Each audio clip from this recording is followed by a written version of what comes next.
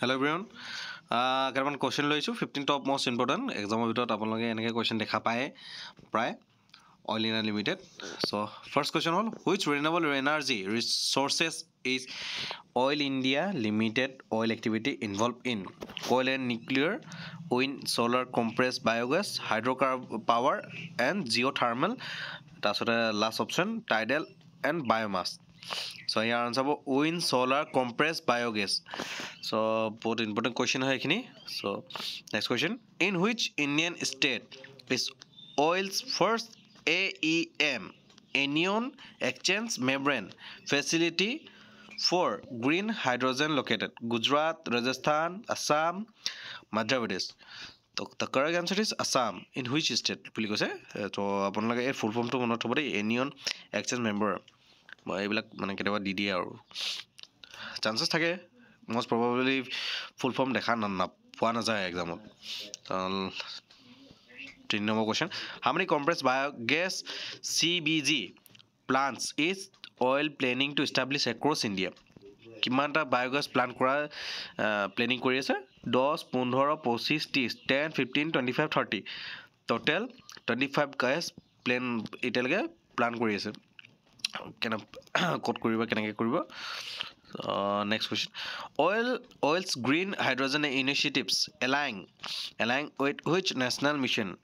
National solar mission, national green hydrogen mission, make in India, Swachh Bharat Abhiyan.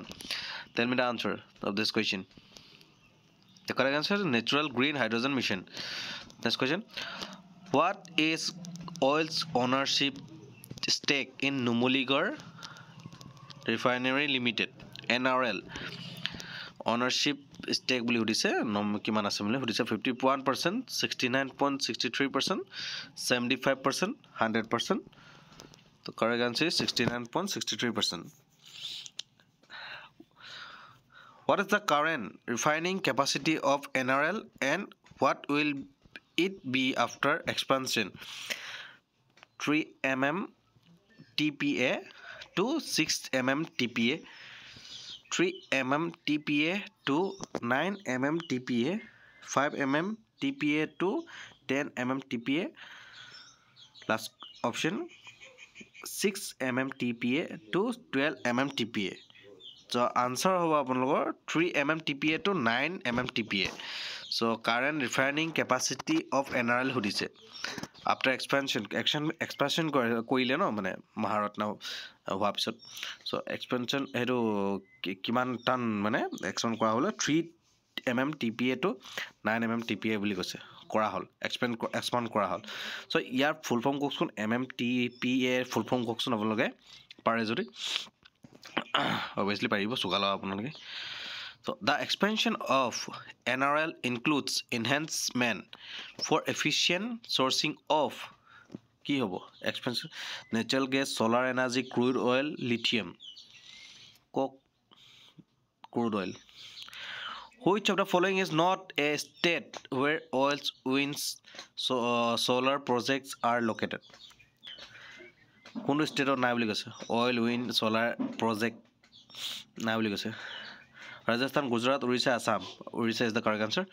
Next question, Oil City Gas Distribution CGD venture are primarily associated with কিহৰ লগত CGD venture কিহৰ লগত associated বুলি কৈছে Assam Petrochemical Limited, Indian Oil Corporation, Bharat Petroleum, GAIL, Coke. Your answer Coke. The correct answer is Assam Petrochemical Limited. Last question, last question, 10 number question.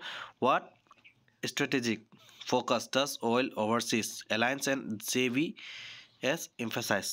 Coal mining, renewable energy and petrochemical, textile manufacturing, automatic production. Correct answer is renewable energy and petrochemical. The correct answer is renewable energy and petrochemical.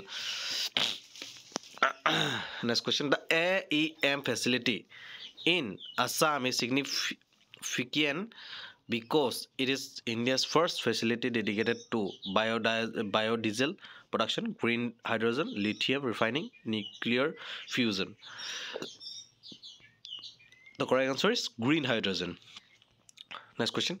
Which of this is a key objective of oil compressed biogas (CBG) plants? Reducing coal import, promoting organic farming, waste to energy conversion, urban transportation, waste to energy conversion. Waste to energy conversion is the correct answer. Apunar waste to energy conversion is the key objective of oil compressed biogas. যোনবিলাক মানে waste material সেইবিলাক এনাৰ্জিত convert কৰাহে main উদ্দেশ্য বুলি কৈছে so 13 number question বেছি question নাই Assam petrochemical limited is a joint venture between oil and কিহৰ লগত বুলি কৈছে গভৰ্ণমেণ্ট অফ আসাম এইটো সবে জানে বাৰু the tripling of NRL capacity aims to compete with Middle Eastern refineries, boost Assam economy and energy security, replace coal-based power plants, export crude oil to Europe. Answer hobo boost Assam's economy and energy security. Tripling of NRL's capacity to ki mane economy to Assam's economy to olop energy security aru Assam economy to boost kora kotha koise yat mention koise kintu ki hoy ba eta mainly oil renewable project in Rajasthan and Gujarat primarily focus on hydropower, wind and solar energy, geothermal exploration, tidal energy. The correct answer is wind and solar energy. Wind and solar energy is the correct answer. Thank you for watching this video. So enaka video pathikibole subscribe koribo aru like share subscribe koribo aru comment box ot কেনেকুৱা লাগিলে ভিডিওটো জনাই দিব আৰু যিকিটা আপোনালোকে নিজে post কৰি এটা যিখিনি আনসাৰ দিব পাৰে দিয়কচোন চাও মই আৰু আপোনালোকে আনসাৰ কোনো নিদিয়ে প্ৰায় অকল মানে আৰু লাগে কৈ থাকে আনসাৰ দিলেহে মই জানি যে এটলিষ্ট আপোনালোকে কিবা জানে thank you for watching this video